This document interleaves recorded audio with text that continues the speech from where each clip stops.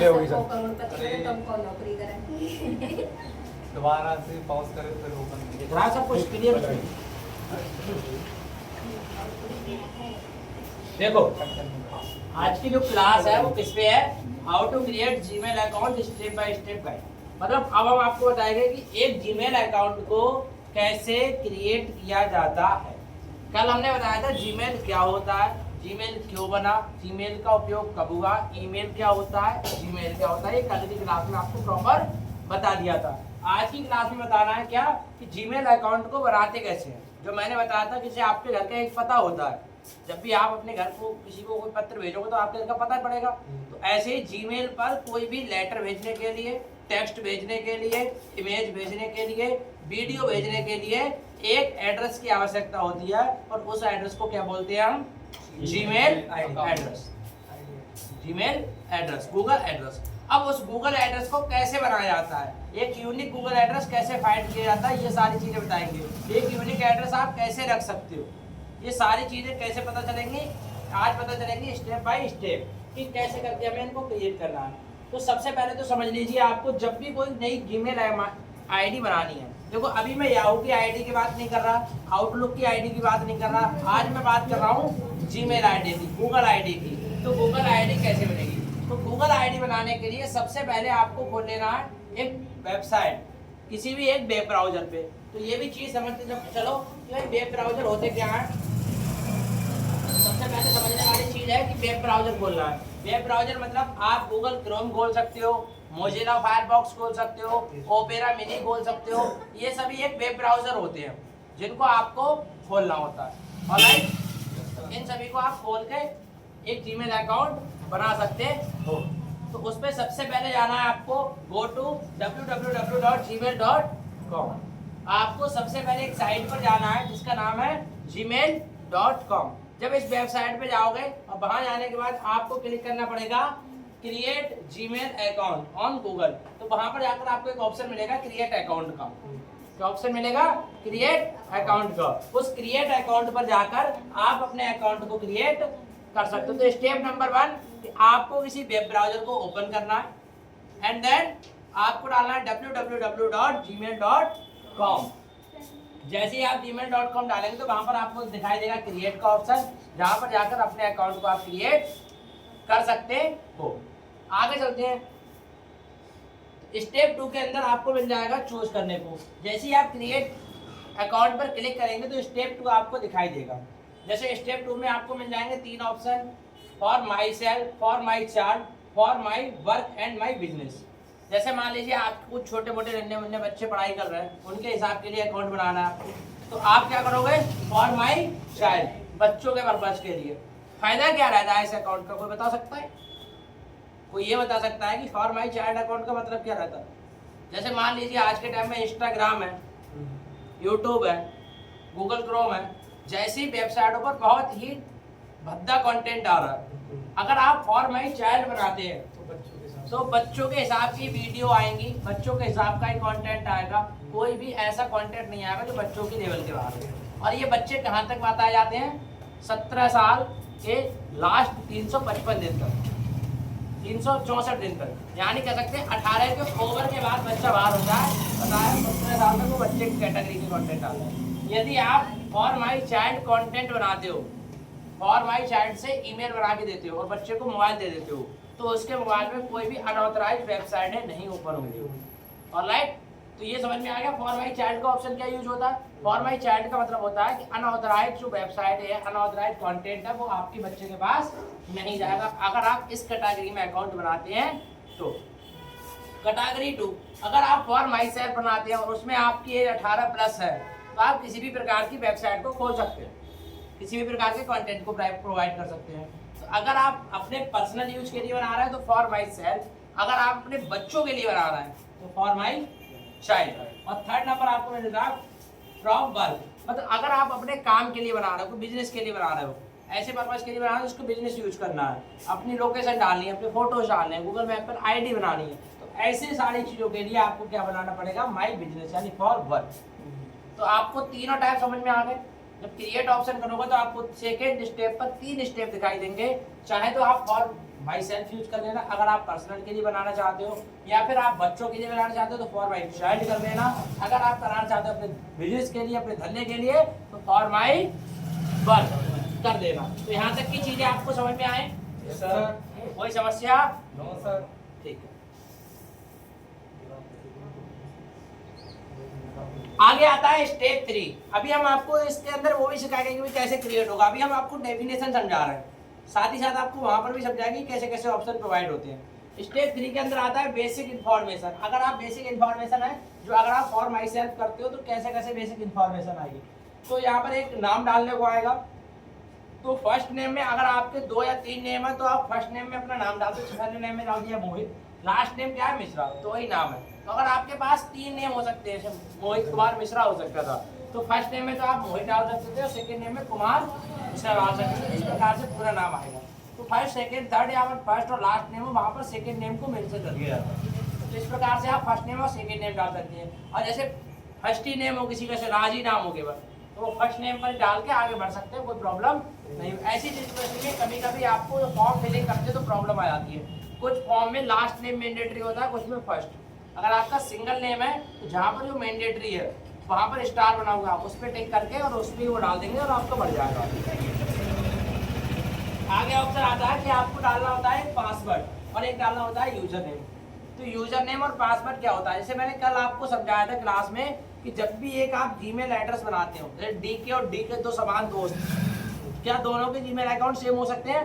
नहीं हो सकते ना। तो यही हिसाब से उसे बोलते हैं यूजर नेम। तो आपका फर्स्ट नेम लास्ट नेम दुनिया में किसी का हो कोई मतलब नहीं पड़ता। अब यूजर नेम बिल्कुल यूनिक होना चाहिए। जो आपका यूजर नेम है वो यूनिक होना चाहिए। तो आप इस यूजर नेम को अपने अच्छा अनुसार रख सकते हैं। जैसे बहुत देखा है मैंने, कुछ लोग क्या करते हैं अपना नाम के आगे 10 डिजिट का मोबाइल नंबर डलवा देते हैं। क्या ही फायदा उस ईमेल का? आपने अपना नाम भी दे दिया, अपना मोबाइल नंबर भी दे दिया, फुल आइडेंटिटी दे दी। तो ऐसे में आप कोई यूनिक नाम सोचकर वहाँ पर ईमेल का नाम रख सकते हैं। जैसे आपने देखा होगा hotstar.info। अब हॉटस्टार में तो अपना नाम डाला था है, तो बिजनेस साइड में रख दिया। तो पर्सनल स्कूल को तो rpkd@gmail.com। तो ये प्रोफेशनल हो गए, आप अपना कुछ कंटेंट रख सकते हो। बात समझ में आई? जैसे हमारा है alphainfo@.com, तो ये भी हमारी एक ईमेल आईडी है। एक हमारा alphaedubly@gmail.com, alphaedubly@yahoo.com। तो हमारे पास बहुत तरह की जीमेल अकाउंट है। तो हमने क्या करा, अपने अल्फा नाम से रखा। ऐसे आप अपने किसी यूनिक यूजर नेम को यूज कर सकते हैं। आया समझ में? ये नहीं आया ऑप्शन?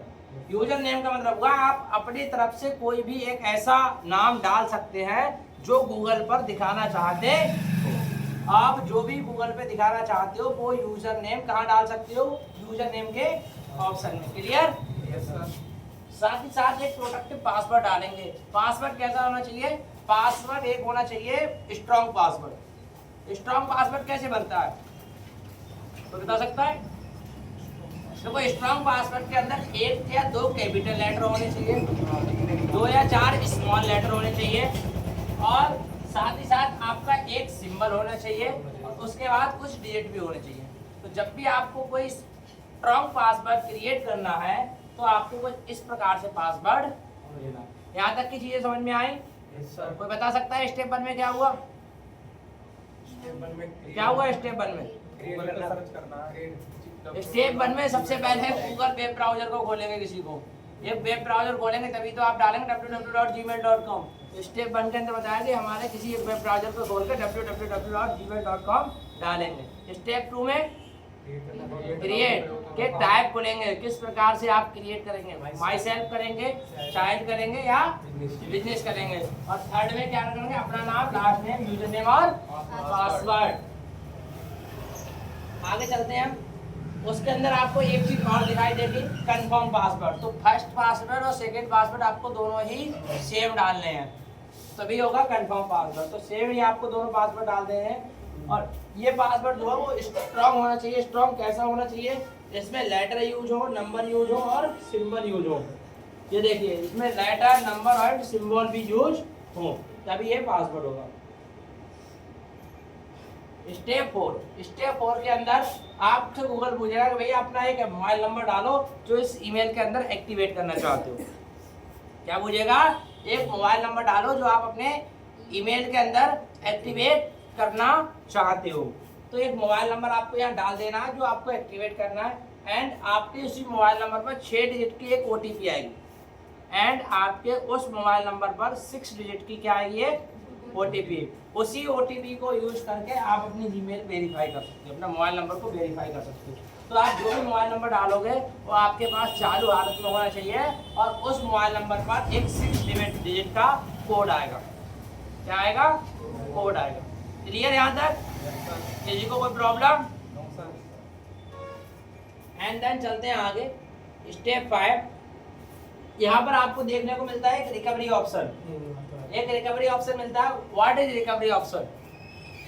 किस पर्पज के लिए यूज होता है? ये आपको होता है फ्यूचर के लिए यूज, प्रेजेंट के लिए नहीं है, ये फ्यूचर के लिए।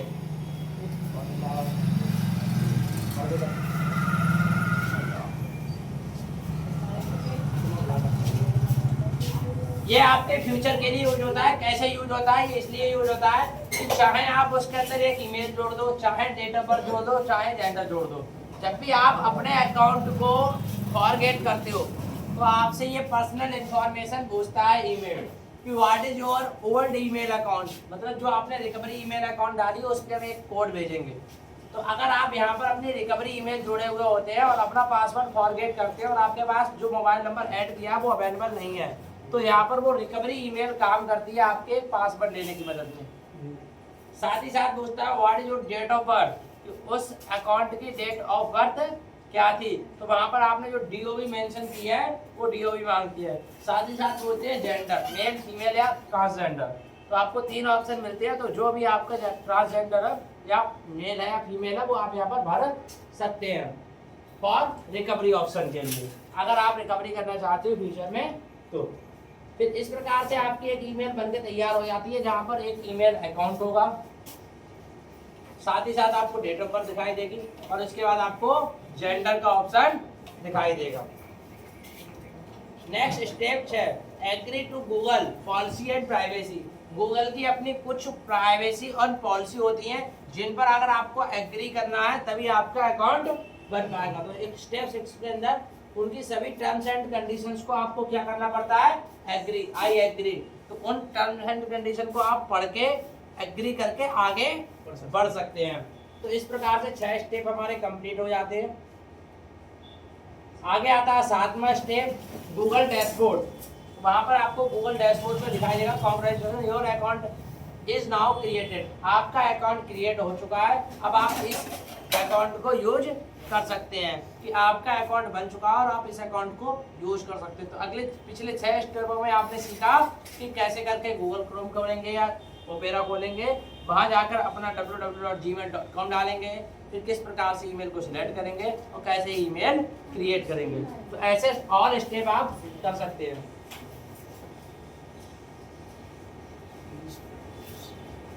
आप अपने यूजर नेम और पासवर्ड को कहीं लिख कर रख सकते हैं या फिर याद रख सकते हैं। इस प्रकार से आप एक जीमेल अकाउंट बना सकते हैं। तो यहाँ तक के स्टेप में किसी को कोई समस्या है? नहीं सर। प्रॉब्लम? No sir. करके दिखा दे प्रैक्टिकल। ठीक।